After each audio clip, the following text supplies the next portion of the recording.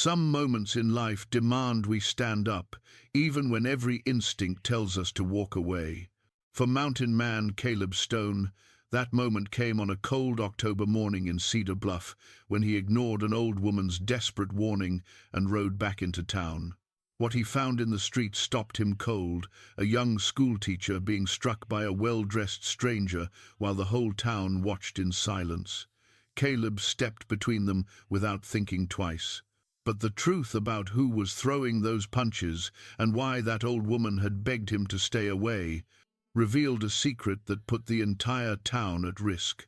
What could make good people stand by and do nothing while evil happened right before their eyes? Before we continue, tell us where you're tuning in from, and if this story touches you, make sure you're subscribed, because tomorrow I've saved something extra special for you. 3 years before that cold October morning, Caleb Stone had ridden into Cedar Bluff for the first time with nothing but a worn saddle, a reliable horse, and a heart heavy with grief he couldn't name aloud. He'd been a lawman once, back in Kansas, where he'd worn a tin star with pride and believed that justice could be as simple as right and wrong, black and white, good men standing against bad. That belief had died along with his wife and daughter when a gang of outlaws had burned his homestead to the ground in retaliation for an arrest he'd made. He'd tracked those men down, every last one of them, and he'd delivered them to the law rather than the grave, though his hands had trembled with the desire for the latter. But when it was over, when justice had been served in a courtroom instead of at the end of a rope, he'd found no peace in it. The badge had felt like a stone around his neck after that.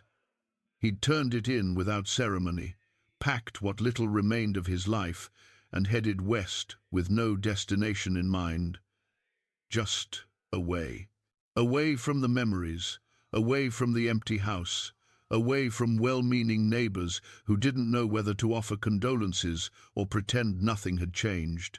Cedar Bluff had simply been a place to stop, a mining town prosperous enough to have decent supplies, and far enough from Kansas that nobody knew his name or his story. The town sat in a valley where two creeks converged, surrounded by pine-covered hills that rose toward the distant peaks of the Montana Territory. Main Street ran straight as a surveyor's line, flanked by false-fronted buildings that tried to look more permanent than they were. The Silver Lady Mine, perched on the hillside above town, sent ore carts rattling down to the stamping mill at all hours, and the sound of that industry had become the town's heartbeat. Most of the men worked the mine or supported those who did. Most of the women kept homes, raised children, and tried to build something lasting in a place where fortunes could shift as quickly as a cave-in. Caleb had intended to stay only long enough to resupply before pushing deeper into the wilderness, but Cedar Bluff had a way of holding people. The owner of the general store, a widow named Martha Calloway, had offered him work helping to organize her stockroom and handle the heavier loads her aging back couldn't manage anymore. She was a small woman, barely 5 feet tall, with silver hair she kept in a tight bun and eyes that seemed to see more than most people showed. She'd lost her husband to the mine 10 years prior and had raised 2 children alone while running the store. Her son had gone east for schooling and never returned. Her daughter had married an ore buyer and moved to Denver. Martha ran the store with the efficiency of a field general and the warmth of a favorite grandmother. It was Martha who'd introduced Caleb to most of the town, including Claire Hastings, the young schoolteacher who'd arrived in Cedar Bluff about the same time Caleb had. Claire was maybe 25, with dark hair she wore, pinned up during school hours, and intelligent brown eyes that seemed perpetually concerned with the welfare of others. She'd come from back east Philadelphia, she'd said once, after both her parents had died within months of each other. They'd owned the Silver Lady Mine, a claim her grandfather had staked during the early rush to Montana Territory. The mine had been profitable for years, providing Claire with a comfortable childhood and an education at a proper ladies' academy. But when her parents passed, she'd found herself alone, with an inheritance she barely understood and a sudden desire to see the place that had funded her privileged upbringing. She'd arrived in Cedar Bluff, expecting to sell the mine and return to Philadelphia, but something had changed her mind. Maybe it was the children who needed a teacher, or the way the mountain air cleared the grief from her lungs, or simply the realization that running away from loss didn't heal it any faster. She'd stayed, taken over the one-room schoolhouse, and thrown herself into teaching with the same dedication she'd once applied to her studies. The mine continued to operate under the supervision of a foreman her father had trusted, and Claire lived modestly in a small house near the school, content with her new purpose. Caleb had admired her from a distance, the way she'd chosen service over comfort, community over isolation. They'd spoken occasionally, pleasant exchanges about weather or supplies, or how her students were progressing. He'd helped her move some heavy books once, and she'd thanked him with a smile that reminded him painfully of his daughter. That's when he'd known he needed to leave Cedar Bluff. The town was becoming too familiar, the people too real, and familiarity meant the possibility of loss. He couldn't go through that again, so he'd purchased trapping supplies, a sturdy tent, and enough provisions to last through winter, and he'd told Martha he was heading into the high country. She'd packed his order with care, adding extra coffee and a thick wool blanket she'd insisted he take at no charge. When he'd protested, she'd simply said, "The mountains are cold, and you've been kind to an old woman. Let me be kind in return." He'd thanked her, promised to return in the spring for more supplies, and ridden out on a clear September morning 3 years ago. The mountains had welcomed him with indifferent grandeur. He'd found a valley with good water, plenty of game, and enough solitude to quiet the voices in his head. He'd built a small cabin, set his trap lines, and fallen into a rhythm dictated by seasons and survival rather than grief and memory. For 3 years, he'd lived that way, trapping beaver and marten in winter, hunting elk and deer in fall, fishing the cold streams in summer, and watching the wildflowers bloom in spring. He'd filled a leather journal with observations and maps, marking the locations of good campsites and dangerous crossings. On the last page, he'd pressed a single wildflower, a alpine forget-me-not, blue as a summer sky, though he couldn't have said why he'd kept it. Maybe as a reminder that beautiful things still existed, even if they were fleeting. He'd returned to Cedar Bluff only twice in those 3 years, brief visits to trade fairs and restock supplies. The town had seemed unchanged, still prosperous, still peaceful. Martha had greeted him like a prodigal son, insisted he stay for supper, and caught him up on local news he'd pretended not to care about. Claire was still teaching, still managing the mine, still unmarried despite the attentions of several eligible men. The mine was producing well. A new family had opened a bakery. The winter 2 years past had been particularly harsh. Normal life, continuing without him, exactly as it should. This third return had been born of necessity rather than schedule. An early cold snap had caught him unprepared, and his supplies had run lower than anticipated. He'd reluctantly packed up his furs and started the 2-day ride down from the high country, arriving at the trail to Cedar Bluff just before dawn on that October morning. The aspens had turned gold, and frost made the grass crunch under his horse's hooves. He'd been thinking about hot coffee and a real bed when Martha had appeared on the trail ahead of him, moving with a speed that seemed impossible for a woman her age. She'd been breathless, her face pale with something beyond exertion. "Caleb," she'd said, gripping his stirrup with surprising strength, "don't go into town. Please, turn around and go back to the mountains." He'd dismounted immediately, concerned she was ill or injured. "Martha, what's wrong? Are you hurt?" "No, but you will be if you go down there. There's trouble in Cedar Bluff, bad trouble, and you're the kind of man who won't be able to walk away from it. I know you, Caleb Stone. You'll try to help, and it'll get you killed. Please, just this once, don't be a hero. Go back to your mountains where it's safe." He'd asked her what kind of trouble, but she'd only shaken her head, tears in her eyes. He'd promised to be careful, assured her he just needed supplies and would be on his way, but she'd known better. She'd gripped his hand one more time, her fingers cold despite the work gloves she wore, and then she'd hurried back toward town, leaving him alone on the trail with a warning he didn't fully understand. He should have listened. God knows he should have turned his horse around and gone back to the safety of indifference. But the concern in Martha's eyes had planted a seed of worry he couldn't ignore, and besides, he needed those supplies. Winter was coming, whether he was prepared or not.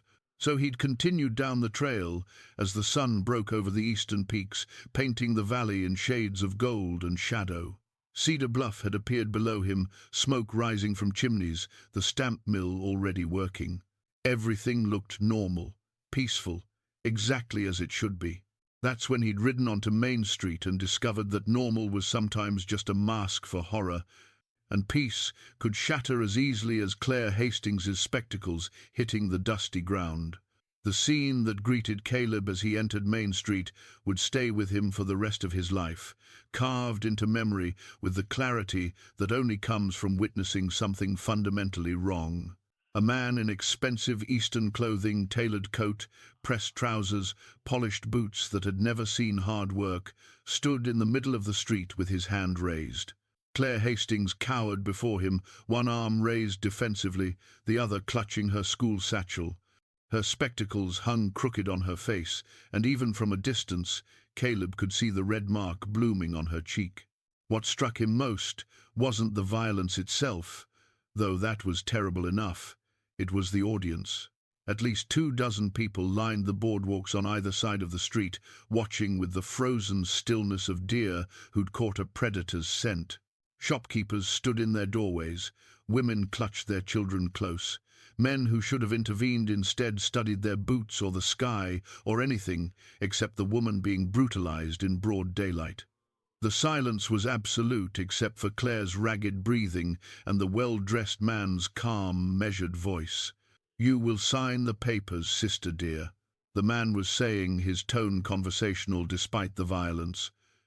"Today, tomorrow, or next week, it makes no difference to me. But you will sign them. Every day you delay only makes this more difficult for both of us." Caleb didn't remember dismounting. One moment he was in the saddle, the next his boots hit the dirt, and he was striding toward them with the kind of purposeful calm that had once made hardened criminals think twice. The well-dressed man noticed him first, his hand still raised, and something like amusement crossed his face. "Can I help you, friend?" the man asked, lowering his hand slowly as Caleb closed the distance between them. "Step away from the lady," Caleb said quietly. He didn't raise his voice. He'd learned long ago that volume wasn't necessary when your intent was clear. The man smiled, and it was the smile of someone who'd never faced real consequences in his life. "This is a family matter. My sister can be quite stubborn, and sometimes firm guidance is necessary for her own good. I'm sure you understand. I understand you're going to step away from her right now, or I'm going to move you myself." For a moment, the street seemed to hold its breath. The well-dressed man studied Caleb with the careful attention of someone reassessing a situation. Then he shrugged, stepped back with exaggerated courtesy, and spread his hands in a gesture of peace. "Of course, I wouldn't want there to be any unpleasantness. Claire, we'll continue this discussion later when you're feeling more reasonable." Caleb moved to Claire's side, positioning himself between her and the man. Up close, he could see that the red mark on her cheek was already darkening to purple, and her spectacles had a crack across one lens. She was trembling, though whether from fear, rage, or shock, he couldn't tell. He bent down and picked up the spectacles that had fallen during the assault, holding them gently. "Are you all right, Miss Hastings?" he asked, his voice softer now. She took the broken spectacles with shaking hands, but didn't put them on. "Mr. Stone," she whispered, and there was something in her voice beyond gratitude, something closer to despair. "You shouldn't have done that. You don't understand what you've just—" "I understand a man was striking a woman in the street and nobody was stopping him," Caleb said. He turned back to the well-dressed man. "I don't believe we've been introduced."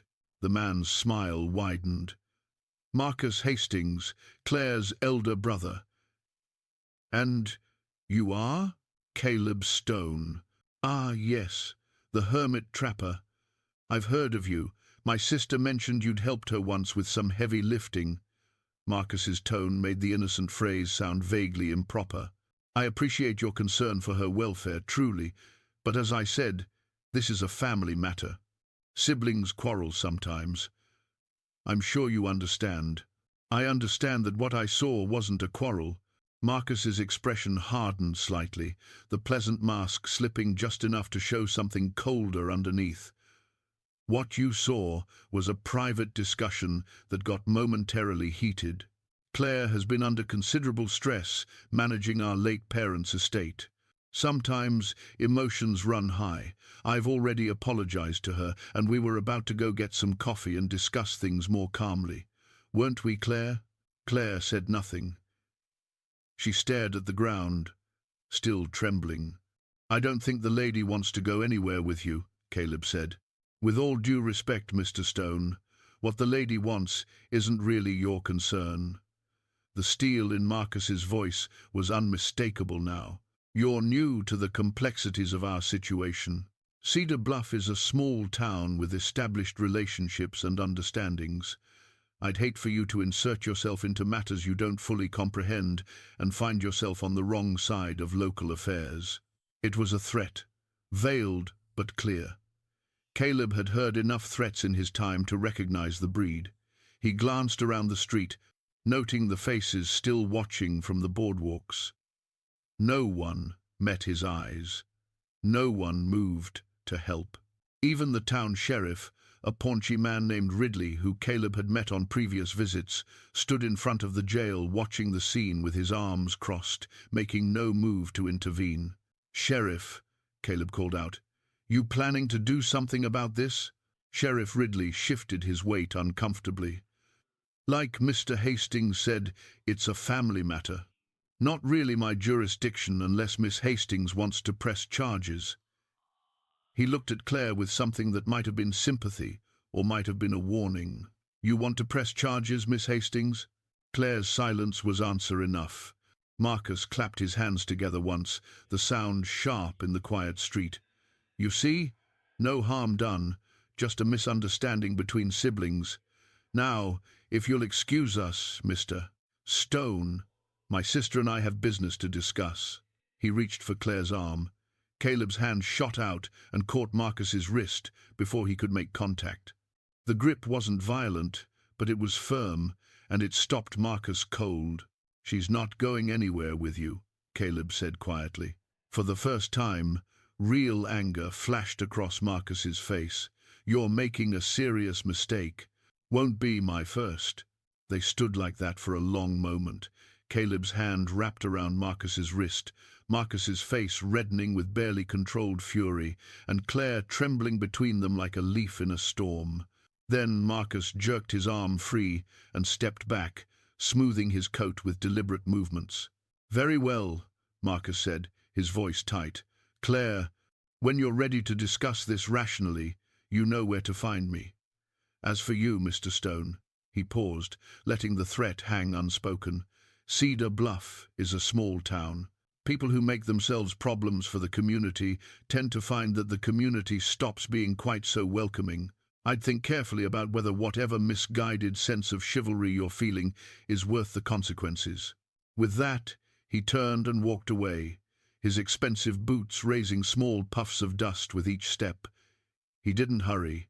He didn't look back. He walked like a man who knew he'd already won and was simply allowing his opponent time to realize it. The moment he was out of earshot, Claire turned to Caleb with wide, frightened eyes. You need to leave, she said urgently. Right now. Get on your horse and ride back to the mountains, and don't come back. Miss Hastings, please. Her voice broke on the word. You don't understand what you've just done. Marcus, he's not. She glanced around at the watching faces and lowered her voice to barely a whisper. Please, Mr. Stone, if you value your life, leave Cedar Bluff today and don't come back. It was almost word for word what Martha had said on the trail. 2 warnings in one morning from 2 women he trusted. A smarter man might have listened. A more cautious man certainly would have. But Caleb Stone had spent 3 years running from involvement, from connection, from anything that might require him to care about another person's welfare. 3 years of telling himself that solitude was safety, that distance was wisdom. Looking at Claire Hastings with her broken spectacles and bruised face, seeing the fear in her eyes that was directed not at her attacker, but at the possibility that Caleb might try to help her, something in him shifted. Maybe it was the memory of his own daughter, who would have been about Claire's age now if she'd lived. Maybe it was simply exhaustion with running. Maybe it was the realization that you couldn't outrun who you fundamentally were, and he was fundamentally a man who stepped between bullies and their victims, even when it cost him. "I need to get you somewhere safe," he said. "Where can we go that he won't follow?" Claire stared at him, tears welling in her eyes. "There is nowhere in Cedar Bluff that Marcus won't follow. He owns this town, the mine, the businesses, the law, all of it. That's what I'm trying to tell you. There's nowhere safe here anymore." "Then we'll make somewhere safe," Caleb said. He gently took her arm, guiding her toward his horse. "The schoolhouse. We can talk there, and you can tell me what's really going on." She didn't resist, but as they walked past the silent watchers on the boardwalks, she whispered, "Martha tried to warn you. She knew you'd do exactly this. She knew you wouldn't be able to walk away." "She was right," Caleb admitted, "but she also knew I'd need to see it for myself before I'd believe it." They walked together through the quiet street, past the people who wouldn't meet their eyes, past the sheriff who suddenly found urgent business inside his jail, past the shopkeepers who retreated into their stores like hermit crabs pulling into shells. Caleb helped Claire onto his horse and led them toward the small schoolhouse at the edge of town, acutely aware of the eyes watching their every move. He'd wanted supplies and a quick departure. Instead, he'd stumbled into something far more complicated and dangerous than he'd anticipated. Martha had been right to warn him. Claire had been right to tell him to run. But running time was over. The moment he'd caught Marcus Hastings' wrist, the moment he'd stepped between the bully and his victim, Caleb Stone had planted his feet. Now he'd see where they took him, consequences be damned. Behind them, from somewhere on Main Street, came the sound of Marcus Hastings laughing. It was a sound without humor, cold as winter wind, and it followed them all the way to the schoolhouse. The war letters arrived in Martha's cabin just before sunset, delivered by a nervous boy who wouldn't meet Caleb's eyes, and left before anyone could ask questions. There were 3 of them, yellowed with age and sealed in wax, tied together with a faded ribbon. Martha's hands shook as she untied the bundle and spread them carefully on her small kitchen table. "I wrote to the War Department 6 months ago," she said quietly, after Marcus first arrived. "Asked them to send me copies of the real Marcus's service records and any letters they had on file. I wasn't sure they'd respond, but I had to try." Claire moved closer, her fingers hovering over the letters without touching them, as if they were sacred relics. In a way, they were the last genuine words of a brother she'd never really known, preserved by bureaucracy and chance. The first letter was brief, written in a young man's careful hand, the penmanship precise despite what must have been difficult conditions. It was dated April 1862, shortly after the real Marcus had enlisted. He wrote of his journey to the training camp, his nervousness about what lay ahead, his determination to serve honorably and return home to help his father run the mine. He asked after his little sister Claire, hoped she was being good for their parents, and promised to write as often as he could. The second letter came from 6 months later, and the handwriting had changed, less careful now, more hurried. The words scattered across the page like they'd been written in brief moments between chaos. He described the reality of war, though carefully, mindful that his parents would read these words. He mentioned friends he'd made in his unit, men from farms and small towns like Cedar Bluff who'd joined with the same mix of patriotism and naivety. He wrote about the boredom between battles and the terror during them, and he mentioned, almost as an afterthought, a corporal named Jacob Sutter, who'd joined their unit recently, a man who seemed to know too much about things he shouldn't, who asked too many questions about men's families and backgrounds. Caleb stopped reading and looked at Martha. Jacob Sutter. She nodded grimly. Keep reading. The third letter was the last, dated March 1862, 3 days before the Battle of Shiloh. The handwriting was even worse now, almost illegible in places, and the tone had shifted from cautious optimism to something darker. Marcus wrote that he'd discovered something troubling, that some men in his unit were planning something after the war, a scheme involving the Montana territories and mining claims and identities that could be assumed. He didn't give details, said it wasn't safe to put such things in writing, but he'd made notes in his journal for when he came home. He assured his parents he'd stay clear of these men, that he wanted no part of their plans. He signed it with love and a promise to see them soon. He never got the chance. The official report says he died at Shiloh, Martha said, pulling another document from the envelope. Killed in action, buried in a mass grave with dozens of other Union soldiers. That's what his parents were told, what the whole town believed. She laid the document on the table. But 2 months after that official notification, I received this. The fourth letter was different from the others, not official military correspondence, but a personal note written on torn paper in a shaking hand. The author identified himself as Private William Chen, a soldier in Marcus's unit who'd survived Shiloh. He wrote that he felt compelled by conscience to tell Martha the truth about how Marcus really died. Caleb read it aloud so Claire could hear. Marcus Hastings didn't die in battle at Shiloh. He was murdered 3 days after the battle by men in our own unit, specifically by Corporal Jacob Sutter and 2 others, whose names I dare not write. They killed him over a claim he'd staked out west before the war, or so they said, though I believe it was really about information Marcus had discovered about their plans. They made it look like he'd died in the fighting, added his name to the casualty lists, and divided his personal effects among themselves. I witnessed this crime but said nothing out of fear for my own life. Jacob Sutter is a dangerous man, and the 2 who helped him are worse. I'm writing you this letter because Marcus spoke of you as a second mother and because someone should know the truth. But I beg you to be careful with this information. These men have connections, resources, and no conscience about killing those who threaten their interests. I wish I were brave enough to testify to what I saw, but I'm not. I'm sorry. Marcus deserved better. The room fell silent when Caleb finished reading. Claire had gone pale, one hand pressed to her mouth. Martha sat with her eyes closed, tears tracking down her weathered cheeks. You've known this for years, Caleb said quietly. It wasn't an accusation, just a statement of fact. I've known that Marcus was murdered by men from his own unit, Martha confirmed. I didn't know their names until this moment, didn't know that one of them was Jacob Sutter, but I knew the official story was a lie. She opened her eyes and looked at Claire. I couldn't tell your parents.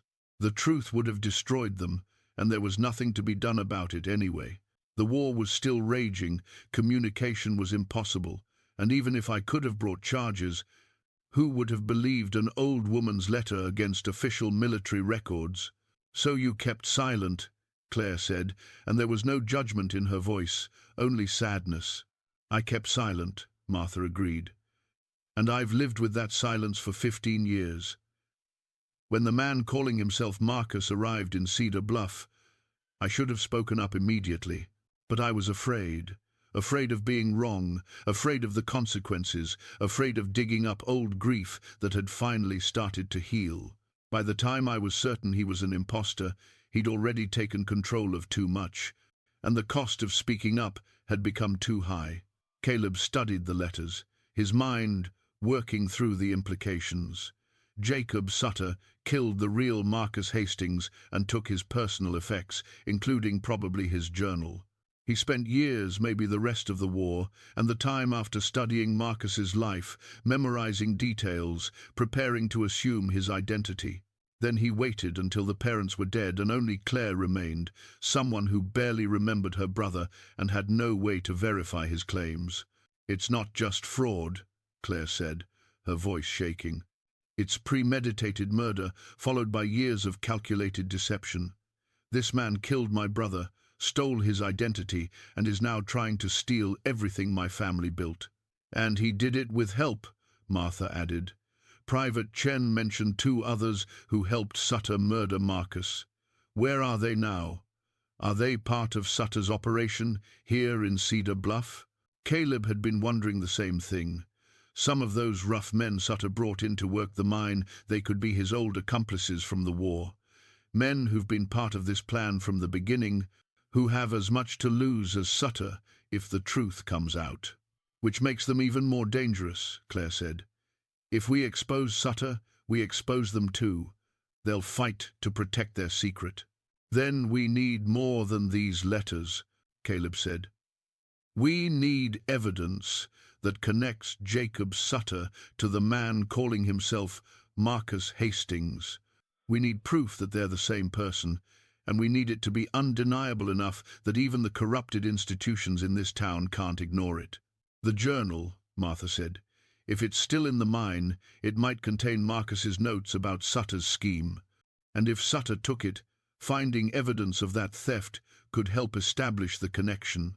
Claire stood and moved to the window, looking out at the darkening town.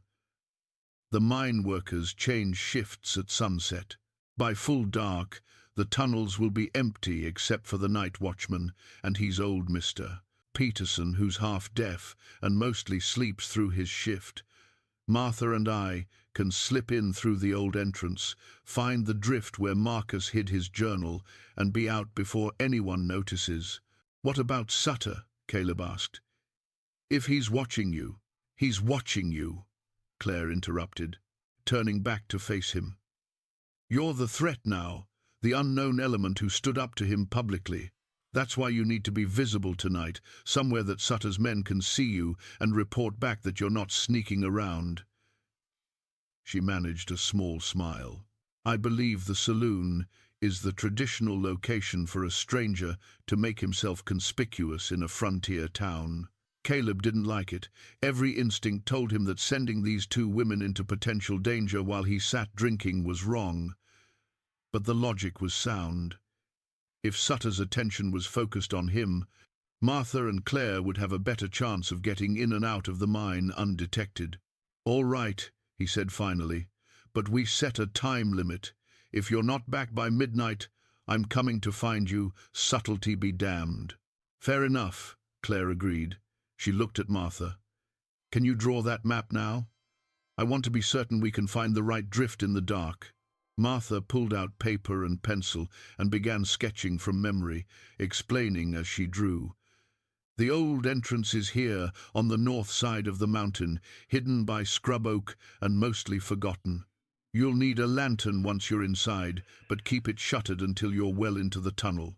The drift Marcus used branches off about 200 feet in, marked by a support beam with 3 notches carved into it.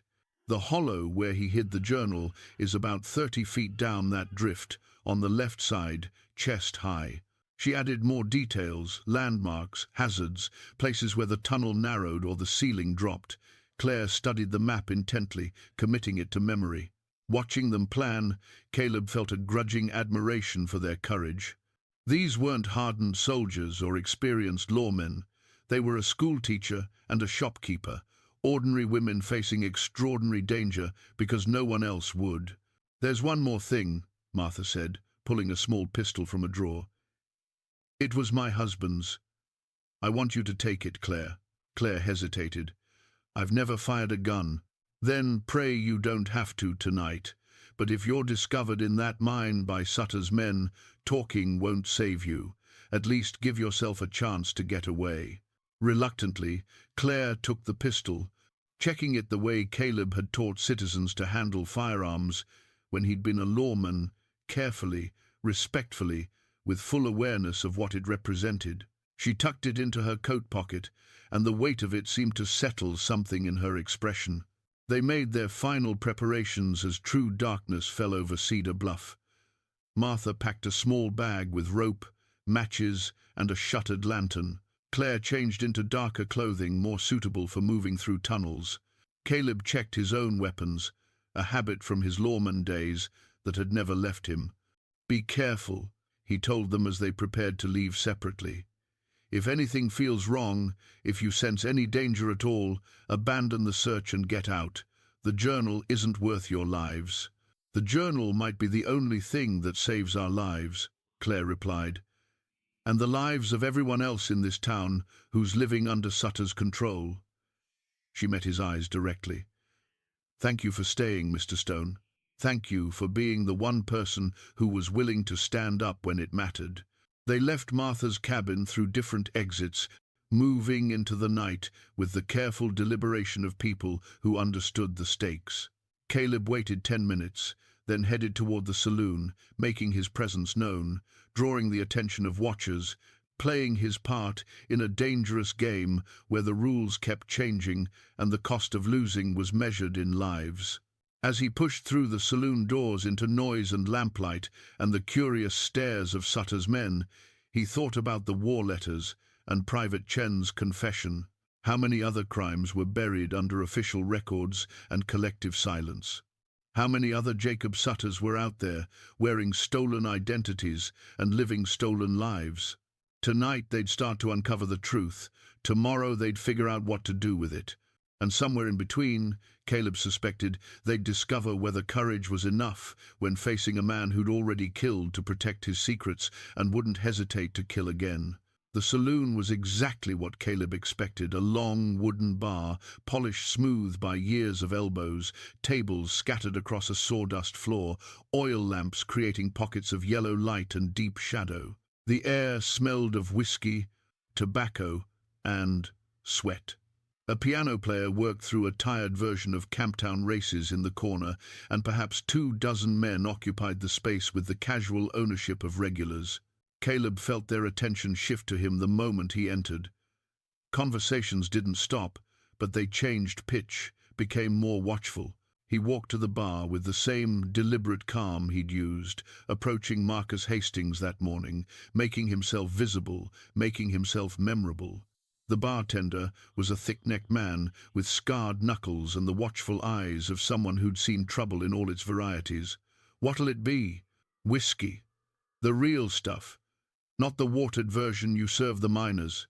A flash of respect crossed the bartender's face. "That'll be 4 bits." Caleb laid the coins on the bar and accepted the glass, noting without seeming to the men who were paying particular attention to his presence. 2 at a corner table stopped pretending to play cards and watched him directly. Another near the piano nursed a beer while his eyes tracked Caleb's every movement. These would be Sutter's watchers, the men assigned to report on the stranger who'd interfered that morning. "You're new in town," the bartender said. It wasn't a question, just passing through. "Or I was. Seems I might stay a bit longer." "That right?" The bartender wiped down the bar with a rag that had seen better days. "Most folks passing through Cedar Bluff don't stay unless they're looking for work in the mine." "You, a miner?" "Trapper mostly. But I've done other work when the need arose." "What kind of other work?" Caleb met his eyes directly. "The kind where a badge was involved." The bartender's hand stilled on the rag. "You law. Was. Long time ago, different territory. These days I prefer the company of animals to people, generally find them more honest." A harsh laugh came from one of the men at the corner table. "You picked a hell of a place to find honesty, mister. Cedar Bluff ain't what it used to be." Caleb turned to face the speaker, a lean man with a knife scar running from his eye to his jaw. "How's that?"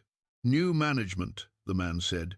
"Town's under new ownership, you might say. Rules have changed. Folks who don't adapt tend to find themselves on the wrong side of fortune." "Sounds like you're speaking from experience." "I'm speaking from observation.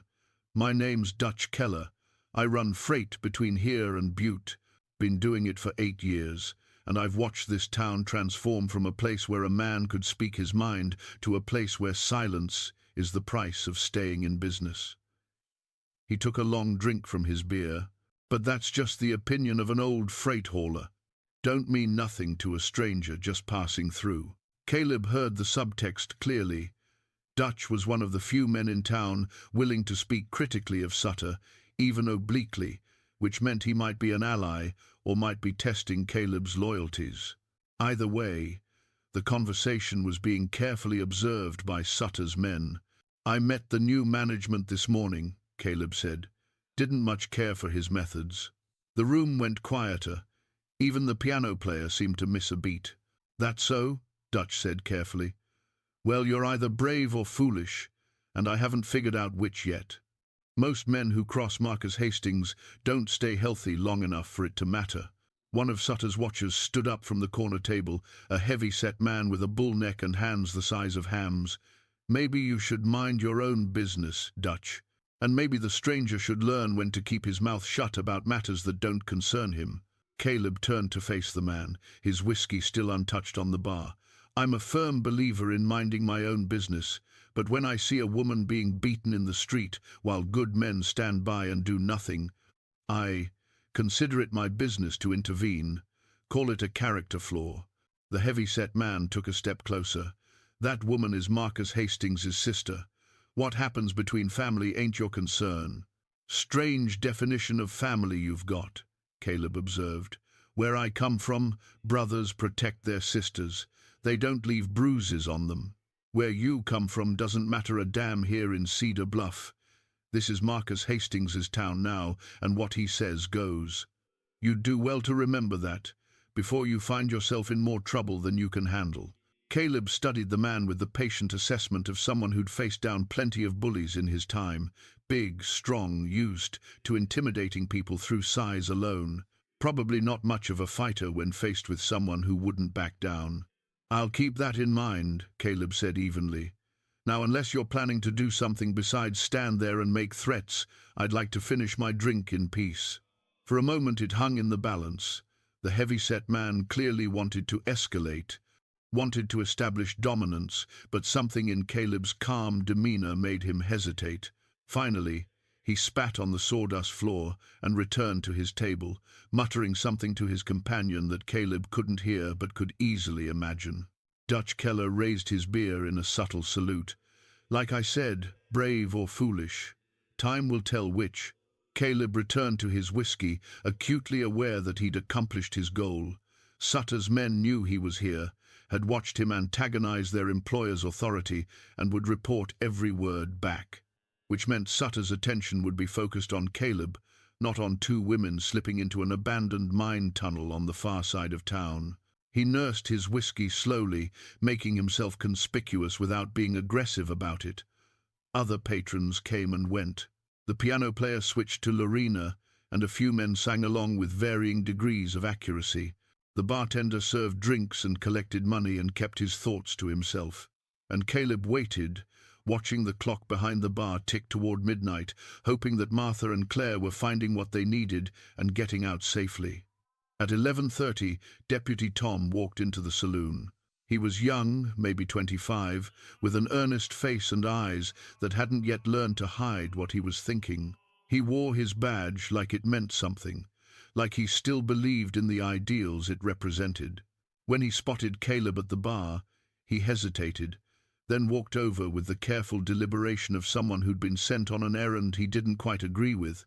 "Mr. Stone," he said quietly, "I need you to come with me." "What's the charge?" "No charge. Sheriff Ridley wants to talk to you. Just a conversation, he says." "And if I decline this invitation?" Deputy Tom looked uncomfortable. "Then I'm supposed to arrest you for disturbing the peace and bring you in anyway." "Please don't make me do that, sir. I'd rather this stays friendly." Caleb could see the conflict in the young deputy's face, duty versus conscience, orders versus judgment. This was the man Claire had mentioned, the one who might be an ally if pushed the right direction. But right now, he was still following the sheriff's commands, still part of the corrupted system, even if his heart wasn't fully in it. "All right," Caleb said, setting down his empty glass.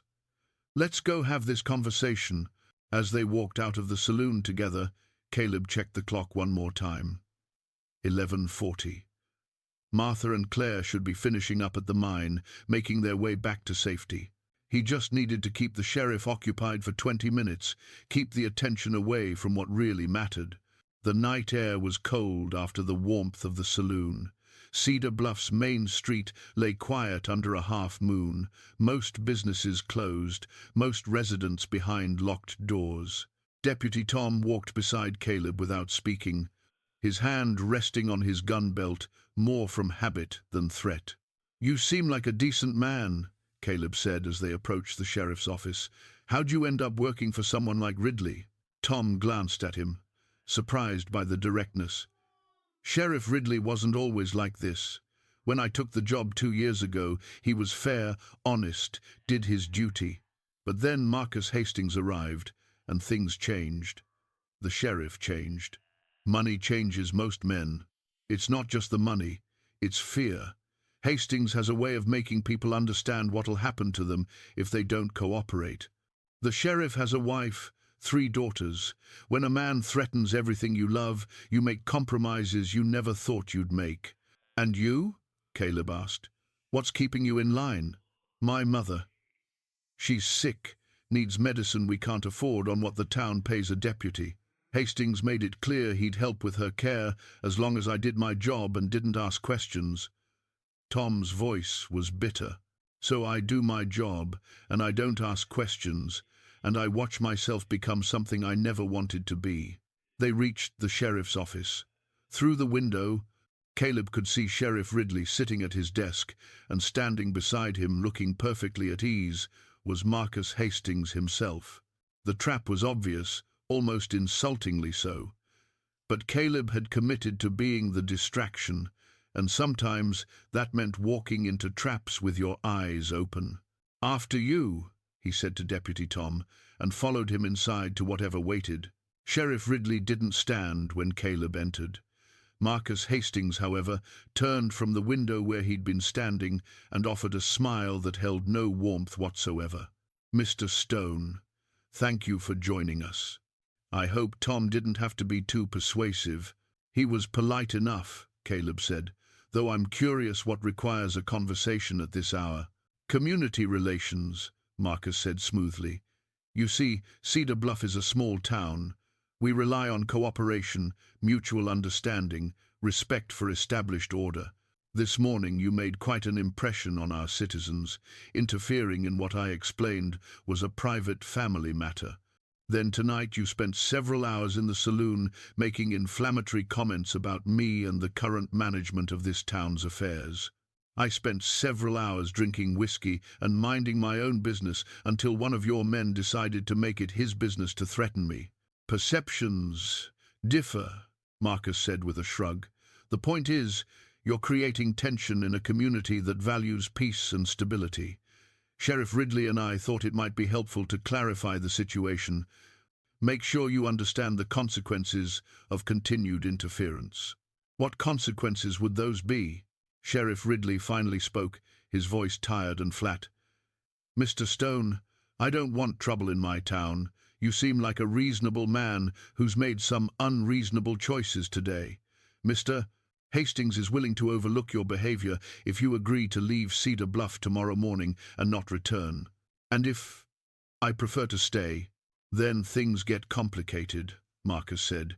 "You're a stranger here with no property, no business, no legitimate reason to remain. The sheriff could charge you with vagrancy, disturbing the peace. Assault. That little incident this morning where you grabbed my wrist could certainly be construed as assault. You'd spend a few weeks in our jail while waiting for the circuit judge to arrive. By the time you were released, assuming you were released, winter would have set in and the mountain passes would be closed. You'd be stuck here until spring, unwelcome and under constant supervision. It was a neat trap, using the law itself as a weapon. Caleb had seen it done before, had been on the other side of it when he'd worn a badge, using legal technicalities to contain threats without resorting to outright violence. It was cleaner that way, harder to challenge, especially in a town where the sheriff and the judge were compromised. Or, Marcus continued, you take the generous offer being presented, Leave tomorrow with enough supplies for your journey, courtesy of the town, and everyone forgets this unfortunate misunderstanding. You return to your mountains, we return to our business, and no one gets hurt." Caleb studied both men, reading the dynamics.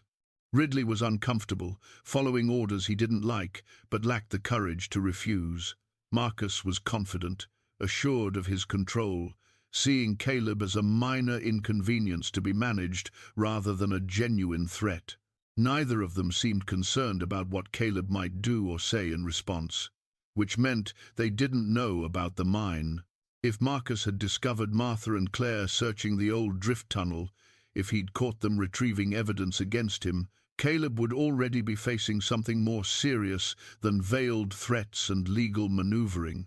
The fact that this conversation was happening at all meant the women had either succeeded without detection or hadn't been discovered yet. Caleb needed to keep it that way. He needed to give them time to get clear, to get whatever they'd found to safety, which meant playing along, at least for now. "That's a generous offer," Caleb said carefully, "though I'm curious why you're so eager to be rid of me. If I'm just a stranger passing through, why does my presence matter enough to warrant this midnight conversation?" "Because you're not just passing through anymore," Marcus said. "The moment you positioned yourself as my sister's protector, you became involved in complex family affairs you don't understand. Claire has been under considerable stress since our parents died. She's had difficulty managing the mine, accepting the changes that needed to be made. Sometimes her judgment is questionable. I wouldn't want her to develop any unrealistic expectations about rescue or support from outsiders who don't know the full situation." "Meaning?" "Meaning that whatever impression you've formed of me based on one unfortunate incident, you're missing crucial context. Claire and I have a complicated relationship, as siblings often do, especially when inheritance and business are involved. But we're family, and family matters should remain private. Your continued presence only complicates an already delicate situation." Before Caleb could respond, the door to the sheriff's office burst open. A young man in mining clothes, covered in dust and breathing hard, stood in the doorway. "Mr. Hastings," he gasped, "you need to come to the mine. Right now, there's been an incident." Marcus's expression shifted from controlled confidence to something sharper. "What kind of incident?" "A cave-in in one of the old drifts. The night watchman heard the collapse and went to investigate. He found—" The young man glanced at Caleb, uncertain how much to say in front of a stranger. "He found what?" Marcus demanded. "Two women, sir, trapped in the drift. One of them is your sister." The room went silent. Caleb felt his blood turn to ice. Claire and Martha, trapped underground, caught in a collapse. Every instinct screamed at him to run for the mine immediately, but he forced himself to remain still, to show nothing beyond mild curiosity. Marcus's face had gone pale beneath its tan. "Is she alive?" "We don't know, sir. The collapse blocked the tunnel. We can't reach them until we clear the debris, and that could take hours. Mr. Peterson sent me to fetch help." Marcus was already moving toward the door, his careful composure abandoned. "Get every available man to the mine. I want that drift cleared immediately. And send for Dr. Morrison." Sheriff Ridley stood as well, reaching for his coat. Deputy Tom looked stricken, clearly processing what this meant, and Caleb, watching them all react with varying degrees of genuine and performed concern, felt pieces clicking together in his mind. A collapse in an old drift tunnel that hadn't been active in years. A collapse that happened precisely when Claire and Martha were searching it. A night watchman who conveniently heard it and found them. It was too coincidental, too perfectly timed. This wasn't an accident, it was an ambush. Marcus paused at the door, looking back at Caleb. "I suppose you'll want to come along, given your protective instincts toward my sister." "I suppose I will," Caleb said evenly. "Then come. But understand that what happens at that mine, what we find when we reach those women, will determine what happens next in Cedar Bluff. If this is somehow connected to your arrival, if you put my sister in danger with your meddling, He left the threat unfinished, but the implication was clear. They rushed through the dark streets toward the mine, Marcus setting a brutal pace, the young messenger running ahead to gather more workers. Caleb's mind raced through possibilities and plans, trying to understand what had gone wrong. Had Claire and Martha been careless? Had the old tunnel been genuinely unstable? Or had Sutter somehow known they were coming and arranged the cave-in deliberately? The mine entrance was chaos when they arrived. Perhaps 20 men with lanterns and tools surrounded the main shaft, while others were directing equipment toward a smaller opening on the north side, the old entrance Martha had marked on her map. Mr. Peterson, the night watchman, was explaining something to the foreman while gesturing frantically at the sealed tunnel. Marcus grabbed the foreman by his shoulder. "Report. We're setting up supports now, sir. The collapse is about 40 feet in, blocking the entire passage. We'll need to shore up the ceiling before we can start clearing the debris, or we risk a secondary collapse that could kill anyone inside and any rescuers." "How long?" "To do it safely, 3, maybe 4 hours before we can reach them." "Do it in 2, Marcus commanded. "I don't care what it costs. Get my sister out of there." The foreman nodded and started shouting orders. Men moved with purpose, hauling timbers and tools into the tunnel. Caleb watched it all, looking for signs of deception, trying to determine if this rescue effort was genuine or theater. Deputy Tom appeared at his elbow. "This is bad," he said quietly. "That old drift hasn't been maintained in years. If the supports gave way—" "They didn't just give way," Caleb interrupted, keeping his voice low. "That tunnel's been stable for decades.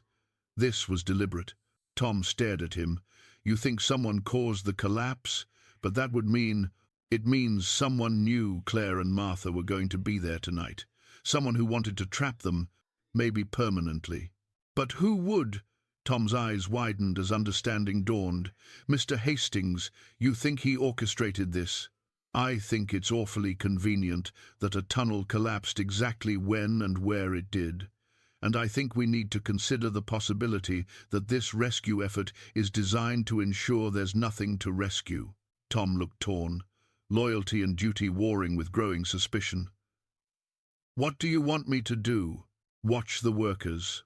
Look for anyone who seems more interested in delaying the rescue than conducting it. And if you get a chance, find out how Mr. Peterson knew to check that particular drift tunnel tonight. Old watchmen don't usually patrol abandoned sections of a mine." Tom nodded and moved off to observe the work crews.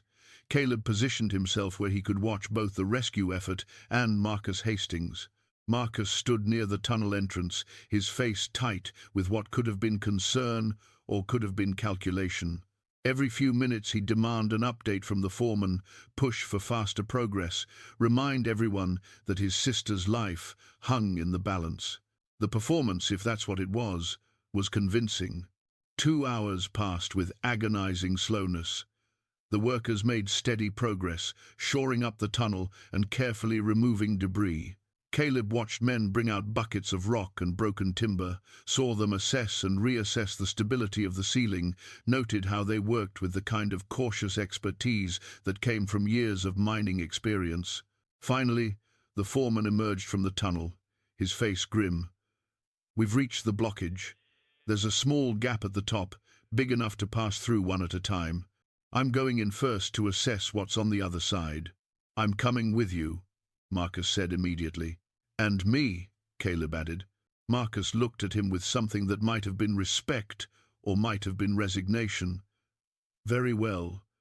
But if what we find in there suggests you had any part in putting my sister in danger, then you'll have bigger concerns than making threats," Caleb finished. They followed the foreman into the tunnel, moving carefully along the newly reinforced passage. The air grew colder and staler as they descended. Their lanterns created pools of yellow light that made the shadows dance like living things. When they reached the gap in the debris, the foreman squeezed through first, then helped Marcus, then Caleb.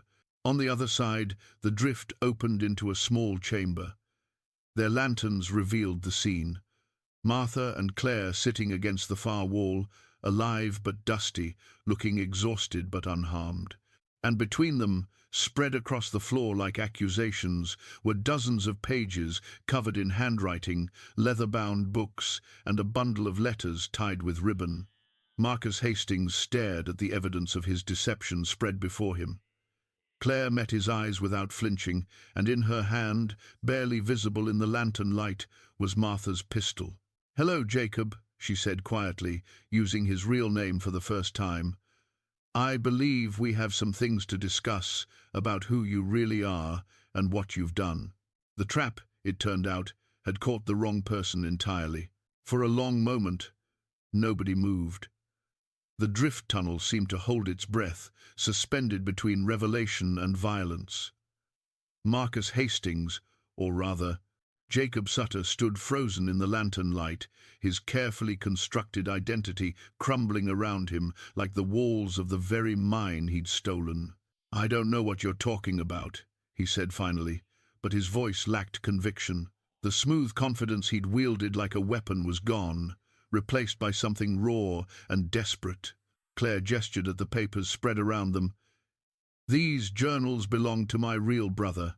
They contain 3 years of his thoughts, his observations, his life, including very specific descriptions of his childhood, his family, his dreams for the future, none of which match the stories you've told." She picked up one of the leather-bound books. He also kept detailed notes about something he discovered during the war, about a corporal named Jacob Sutter who planned to steal mining claims out west by assuming the identities of dead soldiers. "You can't prove." "We can prove everything," Martha interrupted, her voice stronger than her tired appearance suggested. "We have the war letters from the real Marcus describing your scheme. We have Private William Chen's testimony about how you murdered Marcus and took his effects. We have these journals that only the real Marcus could have written, hidden in a place only the real Marcus would have known about. And we have this." She held up a small tin box that had been concealed in the hollow where Marcus had hidden his journal. Inside were official documents, claim registrations, land deeds, all in the names of various dead soldiers, all in the same handwriting. "Your insurance policy," Martha continued. "The real reason you wanted this mine so badly. It wasn't just about the silver. The mineral rights extend for miles, covering claims that other families have worked for years, claims you planned to challenge using these forged documents once you had legal control of the Hastings property. You weren't just stealing one identity and one mine, you were planning to steal half the valley." Sutter's face had gone white. His hand moved toward his coat, where Caleb suspected a weapon waited, but the foreman behind them cleared his throat, a warning that they weren't alone, that violence would have witnesses. "The cave-in," Caleb said, understanding flooding through him. "You didn't cause it. You were as surprised as we were when the messenger arrived." "We caused it," Claire said with a small, tired smile. "Or rather, Martha did. We found the journal, found the evidence, and realized we needed time to examine it before bringing it out. We also knew that if we simply left with it, you'd have us stopped before we reached safety. So Martha set a small explosion powder from my father's old mining kit to seal the tunnel behind us while we documented everything. Mr. Peterson would have heard it and raised the alarm, just as we planned, bringing you and everyone else running while we made copies of the most important pages." Caleb couldn't help but admire the audacity of it. They'd turned Sutter's own methods against him, used his control of the town to create a situation where he had to mount a genuine rescue effort, all while they gathered the evidence that would destroy him. "You've been busy," Sutter said, his voice tight with barely controlled rage. "Very clever, but evidence only matters if someone's willing to hear it, and you have no authority here. The sheriff answers to me. The judge answers to me. Even if you walk out of this mine with all your papers and your accusations, who exactly do you think will listen?" "We will," said a voice from behind the foreman. Deputy Tom emerged from the gap in the debris, followed by Dutch Keller and 3 other men Caleb recognized from the saloon. They spread out in the small chamber, creating a presence that shifted the balance of power. "We heard everything," Tom continued, his hand resting on his gun. "Every word you just said. And before you claim we're part of some conspiracy, you should know that Dutch here brought witnesses, men who were in the saloon tonight when Mr. Stone kept your attention occupied. Men who are tired of living in fear and willing to testify about what they've seen and heard these past 6 months." Dutch stepped forward, his scarred face grim. "You made a mistake, Hastings or Sutter, or whatever your real name is. You thought controlling the money meant controlling the people. But some of us remember when Cedar Bluff was a place where men spoke their minds and looked each other in the eye. You've been bleeding this town dry while pretending to be its savior, and we're done pretending we don't see it." More men were squeezing through the gap now, miners and merchants and working men, whose faces Caleb had seen watching in silence that morning on Main Street. They filled the drift tunnel until it was crowded with witnesses, their lanterns creating a wall of light that illuminated every corner. Sutter looked around at the gathering crowd, calculation working behind his eyes. "You're making a serious mistake, all of you. I have resources you can't imagine. Connections that go beyond this town. Even if you somehow manage to bring charges against me, I'll be free before the ink dries on the arrest warrant." "Maybe," Caleb said, "but it won't matter, because once the truth is out, once these people know who you really are and what you've done, you'll never be safe here again. Your control was built on fear and ignorance. Take those away, and what do you have left?" "Enough," Sutter snarled. He made his move then, fast despite the confined space, his hand darting into his coat for the weapon Caleb had suspected. But Deputy Tom was faster, his own gun clearing leather and leveling at Sutter before the older man could complete his draw. "Don't," Tom said quietly. "Please don't make me shoot you.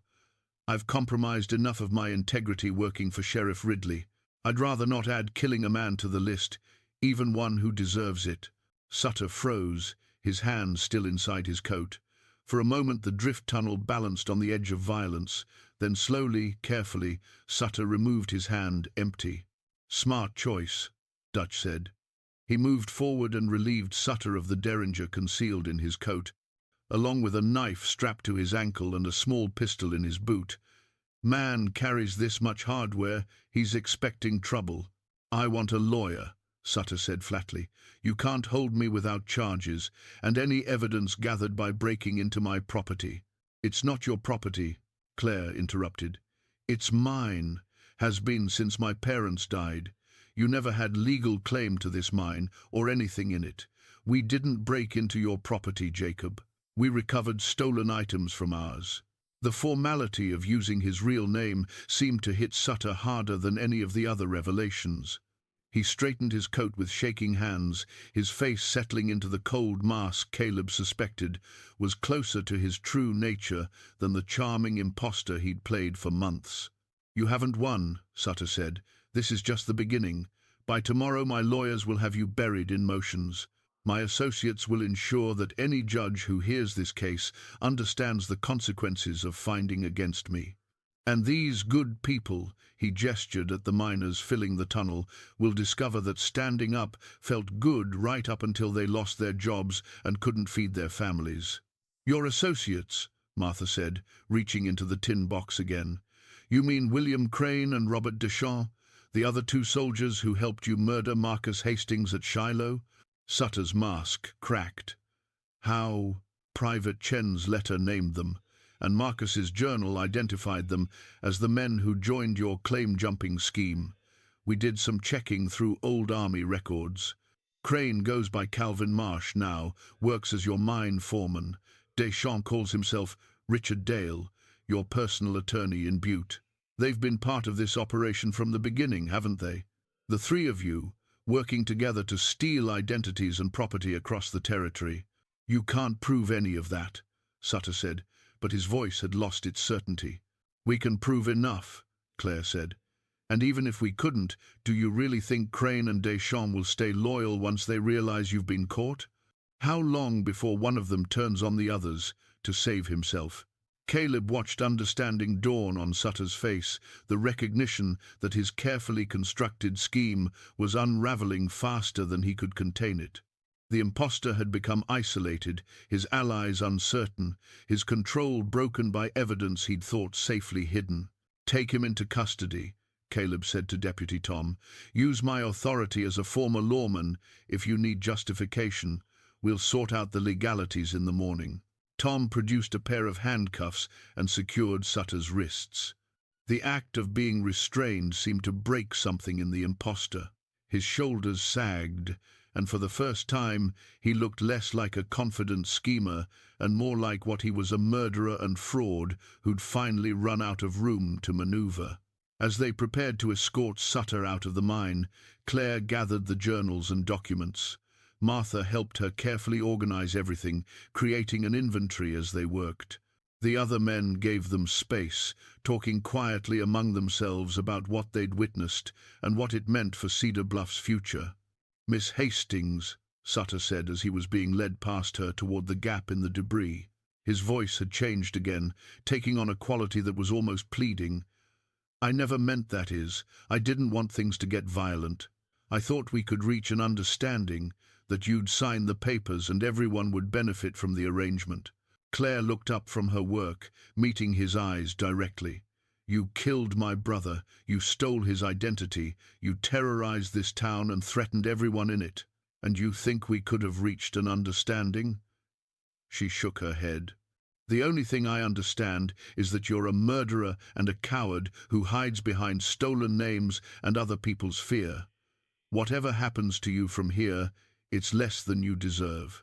Sutter had no response to that. Deputy Tom led him through the gap and up the tunnel toward the surface, where the full weight of justice, however imperfect it might be, waited.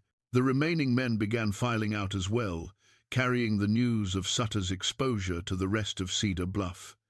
Caleb knew that by morning the entire town would know the truth, that the shock and relief and anger would ripple through the community like wind through grass. Some would claim they'd always suspected. Others would struggle to reconcile the charming benefactor they'd known with the murderous fraud who'd been exposed.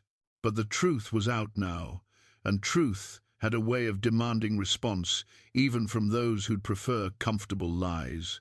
Dutch Keller paused beside Caleb before leaving. "You did good here, Stone. Gave people the courage to stand up when it mattered. That's worth something." "They did the standing," Caleb said. "I just kept Sutter distracted while smarter people did the real work." "Take the compliment," Dutch advised with a slight smile. "There aren't many men who'd step between a bully and his victim the way you did, especially when they didn't know the stakes. This town owes you." After he left, only Caleb, Claire, and Martha remained in the drift tunnel.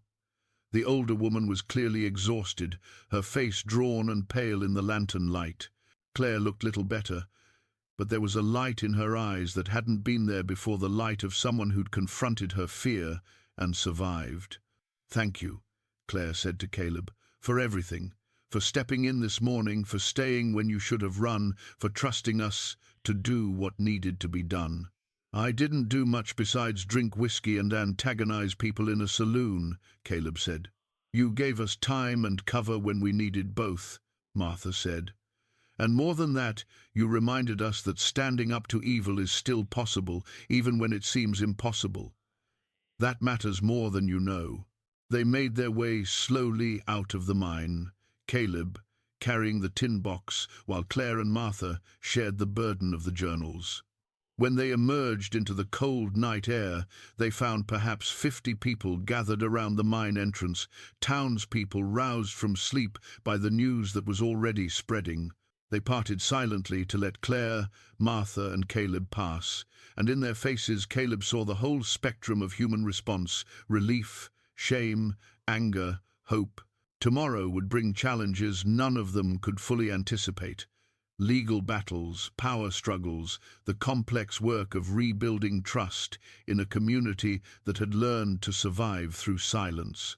But tonight, for the first time in 6 months, Cedar Bluff breathed free air. As they walked back toward town under a sky full of stars, Martha said quietly, "This isn't over, you know. Sutter's lawyers will fight. His associates will try to distance themselves or destroy evidence. It could take months to bring all of this to proper justice." "Then will take months," Claire said firmly. "However long it takes to see this through, we'll see it through. Together." Caleb thought about his cabin in the mountains, the solitude he'd sought for 3 years, the peace he'd thought he'd found in isolation. Then he looked at these 2 women who'd faced down a murderer with nothing but courage and determination, and he knew that some kinds of peace were worth more than safety. Together, he agreed, however long it takes. The wagon had barely cleared the edge of town when Sheriff Ridley finally emerged from his office. He looked like he'd aged 10 years overnight, his face haggard, his uniform disheveled. He stood on the steps, watching the dust from Tom's departure settle, then turned to face the small crowd that had gathered. "I suppose you all want my badge," he said quietly. No one answered immediately. The silence stretched uncomfortably until Father Bernard stepped forward. "What we want, Sheriff, is for you to explain how this happened. How a murderer and fraud took control of our town while you stood by and watched." Ridley's shoulders sagged. He had evidence. Photographs of things I'd done, mistakes I'd made when I was younger and stupider. He threatened to expose them, ruin my family. I told myself I was protecting my wife and daughters, that I was choosing the lesser evil. But the truth is, I was protecting myself, my reputation, my comfortable position, and I let all of you suffer for it. "That's honest, at least," Dutch said. "Question is, what happens now?" "I'm resigning. Effective immediately. The town deserves better than a sheriff who can be bought with threats and money. I'll stay on only until you can find a replacement, and only if you want me to." Caleb watched the crowd process this, saw them struggling between anger and understanding, judgment and forgiveness. These were people who'd also made compromises under Sutter's control, who'd also chosen silence over resistance. Condemning Ridley meant confronting their own complicity. "We'll discuss the sheriff situation at a proper town meeting," Father Bernard said diplomatically. "For now, we have more immediate concerns. Calvin Marsh and Richard Dale are still out there, possibly destroying evidence or planning retaliation. We need to protect ourselves while Deputy Tom is gone." "I can organize a watch rotation," Dutch volunteered. "Men who can be trusted, watching the approaches to town, making sure Marsh doesn't try to come back and cause trouble. And I can work with the mine foreman, the actual foreman, now that Marsh is gone, to assess what damage Sutter did to the operation," Claire added. "We need to understand the full scope of his manipulation, figure out which contracts were legitimate and which were schemes to defraud people." The crowd began organizing itself, people taking on roles and responsibilities with the kind of purposeful energy that comes from reclaiming agency after months of helplessness. Caleb watched them with quiet satisfaction, seeing a community knitting itself back together. Martha touched his arm. "Walk with me." They made their way through the gathering groups, heading toward Martha's store. The morning sun had warmed the air enough to chase away the worst of the cold, and Cedar Bluff looked almost peaceful in the clear light. "You're thinking about leaving," Martha said. "It wasn't a question. My supplies are stocked. Winter's coming to the mountains. I should get back before the passes close." "You should, but you won't." Caleb smiled despite himself. "Why do you say that?" "Because I've watched you these past 2 days. You came here running from something: grief, guilt, responsibility, maybe all 3. But somewhere between stepping between Claire and that monster in the street and watching this town find its courage again, you stopped running. You remembered who you were before the tragedy, before the loss. You remembered that some things are worth fighting for, even when it costs you." They reached the store, and Martha unlocked the door but didn't go inside. Instead, she turned to face Caleb directly. "Claire is going to need help, not just with the mine, though God knows that's a mess that'll take months to untangle. She'll need help rebuilding trust in this town. establishing herself as a legitimate owner rather than Sutter's victim. She'll need someone who understands law and justice, who can't be intimidated or bought, who has the kind of presence that makes people think twice before trying anything foolish. "You want me to stay on as some kind of unofficial lawman," Caleb said. "I want you to consider that the mountains will still be there next spring, but this town needs you now. Claire needs you now. Not as a protector or a savior, but as someone who believes in the same things she does and has the skills to help make those beliefs reality." Caleb looked down Main Street, seeing it with new eyes. Yesterday, it had been a place he'd stumbled into by accident, someone else's problem that he'd been warned away from. Today, it felt different. The people here weren't strangers anymore. Their struggles weren't abstract. He'd invested himself in their future, and they'd invested their trust in him. "I'll stay through winter," he said finally. "Help get things stabilized, make sure Marsh and Dale don't cause problems. But come spring, you'll reassess." Martha finished with a knowing smile. "That's all anyone can ask." "Thank you, Caleb." The rest of the day passed in productive chaos. Caleb helped organize the watch rotation Dutch had proposed, interviewed men who wanted to volunteer, established protocols for dealing with potential threats. Claire spent hours at the mine going through records with the workers Sutter had brought in, separating those who'd been part of his scheme from those who'd simply been looking for honest work. Father Bernard opened the church as a gathering place where people could share information and coordinate responses to the various challenges facing the town. By evening, Cedar Bluff had begun to take shape as something new, not the town it had been before Sutter arrived, but not his corrupted version either.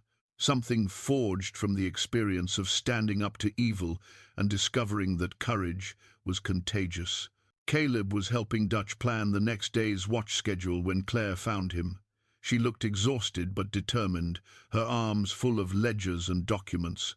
"I found something," she said without preamble, "in Marsh's office at the mine. Evidence that Sutter wasn't working alone, that there's a larger organization involved in these identity thefts and claim jumps." She spread the documents on a nearby table. Caleb studied them in the fading light, feeling his stomach sink as he recognized what he was seeing. Names, dates, locations, a network of fraud stretching across the Montana Territory and beyond. Sutter hadn't been an isolated criminal. He'd been part of something bigger. "How many?" he asked quietly. "At least a dozen operations that I can identify. Different men assuming different identities in different towns, but all using the same methods, all connected through this network. There are references to a coordinator in Denver, someone who supplies the forged documents and arranges for the claims to be processed through corrupt officials. This is bigger than we thought," Dutch said, coming over to look at the documents. "This isn't just about bringing Sutter to justice, it's about exposing an entire criminal enterprise." "Which means more danger," Caleb observed. "If this organization realizes we have this evidence, they'll send people to recover or destroy it. And they won't be as cautious as Sutter was. He had to maintain his cover in Cedar Bluff. His associates won't have the same constraints." Claire met his eyes steadily. "Then we'll need to be ready for them. We've come this far. We can't stop now just because the fight got bigger." Caleb thought about the comfortable lie he could tell himself that this wasn't his fight, that he'd done enough, that protecting one town from one criminal was the extent of his responsibility. But looking at Claire's determined face, remembering the courage Martha and the townspeople had shown, he knew he couldn't walk away. "We'll need to get this evidence to the federal authorities, along with Sutter," he said, "and we'll need to do it carefully, making copies, hiding them in different locations, ensuring that even if someone comes after us, the truth survives." "I can handle that," Father Bernard volunteered, having joined the group. "The church has connections to other clergy throughout the territory. We can distribute copies through that network. Ensure the evidence reaches people who can act on it." They worked late into the night, making copies of the most damaging documents, writing out detailed testimonies, building a case that went far beyond Jacob Sutter's individual crimes. By the time they finished, Caleb understood that what had started as a simple act of intervening in a street assault had become something much larger. They weren't just fighting one man's evil anymore. They were standing against a system of corruption that fed on silence and fear. As he finally headed toward the room Martha had offered him above her store, Caleb passed the schoolhouse where he'd first brought Claire to safety. Through the window he could see her inside, working by lamplight, preparing lessons for students who would return tomorrow to a town free from fear. She looked up, saw him watching, and waved. He waved back, and in that simple gesture felt the connection that had formed between them, not romance, not quite friendship yet, but something solid and real, a shared purpose, a commitment to seeing justice done, even when it was difficult and dangerous. The mountains would still be there in spring, he thought, as he climbed the stairs to his room, but for now he was exactly where he needed to be, doing exactly what needed to be done. And strange as it seemed after 3 years of running from connection and responsibility, that felt right. Tomorrow would bring new challenges. But tonight, Cedar Bluff slept a little easier, and that was enough. 6 weeks later, the first snow of winter fell on Cedar Bluff, transforming the town into something clean and new. Caleb stood on the steps of the sheriff's office, his office now, though he still felt strange wearing the badge the town council had pressed upon him, and watched the flakes drift down like absolution. The telegram had arrived that morning from Helena. Deputy Tom reported that Jacob Sutter had been formally charged with murder, fraud, identity theft, and conspiracy to defraud the United States government of land and mineral rights. The trial was scheduled for spring, and the federal prosecutor was confident of conviction given the overwhelming evidence. Even better, Sutter's testimony had led to the arrest of Robert Deschamps in St. Louis, where he'd been operating under yet another assumed identity. William Crane remained at large, but territorial marshals were closing in on his location. The larger network Claire had discovered was unraveling slowly but surely. The coordinator in Denver had been arrested. Corrupt officials in 3 territories were under investigation. And perhaps most significantly, the Army had reopened cases of soldiers reported killed in action, looking for other instances of identity theft. Already they'd found 5 more families who'd been victimized by men like Sutter. 5 more ghosts who deserved proper graves and proper justice. The cost had been steep. Cedar Bluff had spent thousands on lawyers and investigations. Several businesses had struggled when Sutter's inflated contracts were revealed as fraudulent. The mine had temporarily shut down for a complete audit, putting dozens of men out of work during the transition. But the town had endured because the people had chosen truth over comfort, justice over convenience. Claire emerged from the schoolhouse across the street, her students trailing behind her like ducklings, their laughter bright in the cold air. She'd fully assumed ownership of the mine now, with Martha serving as her advisor and a new foreman vetted thoroughly managing daily operations. She'd also kept teaching, refusing to give up the work that gave her purpose, even as she learned to manage the business that had nearly destroyed her. She saw Caleb watching and waved, then sent her students home and crossed the street to join him. "Another letter from Tom," Caleb said, holding up the telegram. "Sutter's trial is set for April. They want us to testify." "Then we'll testify," Claire said simply. "We've come this far. We'll see it through to the end." "There's something else. The territorial governor wants to meet with you. Something about proper compensation for the families whose claims were stolen by Sutter's network. Apparently, your decision to return the disputed mineral rights to their original owners made quite an impression." Claire had done that 2 weeks ago, after discovering that 5 of the claims Sutter had planned to challenge actually belonged to families who'd been working them legally for years. She'd returned the rights without compensation, choosing principle over profit, and the gesture had resonated throughout the territory. "It was the right thing to do," she said. "Marcus would have done the same. Actually, according to his journal, he was planning to do exactly that before he was killed. I was just finishing what he started. They stood together in comfortable silence, watching the snow accumulate on the street. Over the past 6 weeks, they developed an easy partnership. Caleb handling security and legal matters, Claire managing the economic recovery, both of them working to restore trust and normalcy to a town that had been held hostage by fear.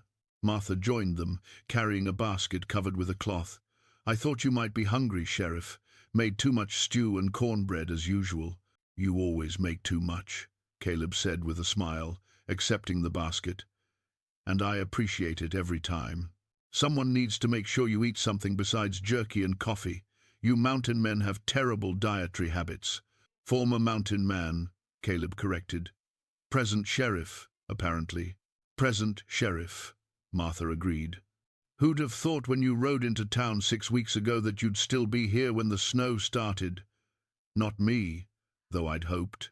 "I had hoped too," Claire admitted quietly. "That you'd stay, I mean. The town needs you. Not just as a lawman, but as someone who understands what we went through and believes in what we're trying to build." Caleb had been expecting this conversation, had been thinking about it since the first snow began falling. His cabin in the mountains was buried now, unreachable until spring thaw. But even if the passes were open, he knew he wouldn't leave. Something fundamental had shifted in him during these weeks, a recognition that isolation wasn't peace, that running from connection only delayed healing, never completed it. "I'm staying," he said. "Not just through winter, but longer. Maybe permanently, if the town will have me." Claire's smile was bright enough to warm the cold day. "I think the town will manage to tolerate your presence." "Barely," Martha added with a wink. "We're very selective about who we allow to wear a badge and protect our interests." Father Bernard appeared, hurrying through the snow with his coat collar turned up. "Sheriff Stone, Miss Hastings, Mrs. Calloway, excellent. You're all here. I wanted to update you on the collections. We've raised enough to complete the memorial for Marcus Hastings and the other soldiers whose identities were stolen. The stonemason says it should be ready for dedication by spring." "That's wonderful," Claire said, tears glistening in her eyes. "Marcus deserves to be properly remembered. They all do. And there's one more thing," Father Bernard continued. "The territorial newspaper wants to write a story about Cedar Bluff, about how we stood up to corruption and chose justice. They're calling it an example for other communities facing similar threats. The reporter arrives next week to interview people." "Tell him the truth," Caleb said. "That good people found their courage when they'd forgotten they had it. That standing up to evil is difficult but possible. And that communities are stronger than any individual criminal, no matter how powerful he seems." The afternoon wore on with its small tasks and quiet victories. Caleb made his rounds, checking on the watch rotation, visiting the mine to ensure security was maintained, stopping by businesses to hear concerns and offer reassurance. Everywhere he went, people greeted him with respect and genuine warmth. He was no longer the stranger who'd interfered in matters that didn't concern him. He was their sheriff, their protector, their reminder that justice was still possible. As evening fell and lamps began glowing in windows throughout Cedar Bluff, Caleb found himself back at the schoolhouse. Claire was inside, correcting papers by lamplight, her face peaceful in concentration. He knocked gently, and she looked up with a smile that made something in his chest tighten. "Come in, I'm just finishing up." He entered, closed the door against the cold, and sat at one of the student desks. "I wanted to thank you." "For what?" "For not listening when I told you to give up. For having the courage to face Sutter when everyone else had given in to fear. For showing me that running from grief doesn't heal it, but standing for something can." Claire set down her pen and met his eyes. "I should thank you for the same things. You gave me hope when I'd almost forgotten what it felt like. You stood beside me when standing was dangerous.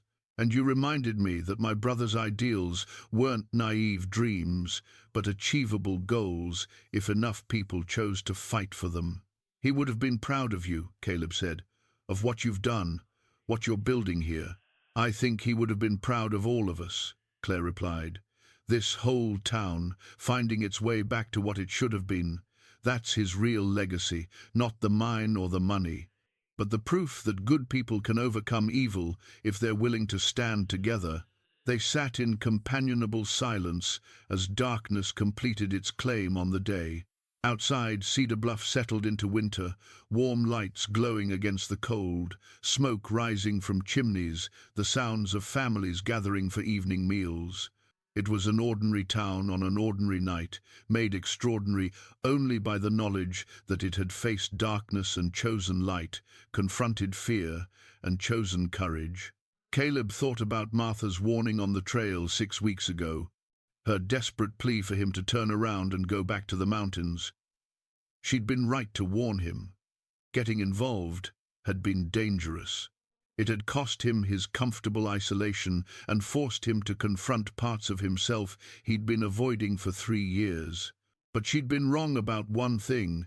He hadn't lost anything by staying. He'd found something he didn't even know he'd been looking for: purpose, community, a place where standing up mattered and where one person's courage could inspire others to find their own. The mountains would always be there, vast and indifferent and beautiful in their solitude. But here in Cedar Bluff, surrounded by people who'd proven that ordinary courage could overcome extraordinary evil, Caleb had finally found what he'd been searching for all along. He'd found home. And though the road ahead would bring new challenges: Sutter's trial, the continued unraveling of the criminal network, the slow work of rebuilding trust and prosperity, he would face them not alone in the wilderness, but here, among people who'd become more than allies or friends. They'd become family, bound together by shared struggle and shared triumph. The old woman's warning had come too late to prevent him from getting involved, but it had been perfectly timed to lead him exactly where he needed to be, doing exactly what he needed to do, with exactly the people he needed beside him. And that, Caleb thought as he walked through the snow-covered streets toward the office where his new life waited, was worth any amount of danger, any sacrifice, any cost. Justice wasn't just about punishing the guilty. It was about protecting the innocent, standing for principle, and proving that courage wasn't the absence of fear, but the decision to act despite it. Cedar Bluff had learned that lesson well, and Caleb Stone, former lawman, former hermit, present sheriff, had been privileged to witness it. Tomorrow would bring new challenges, new responsibilities, new opportunities to stand for what was right. But tonight, the town rested easy under its blanket of snow, and that was enough. More than enough. It was everything.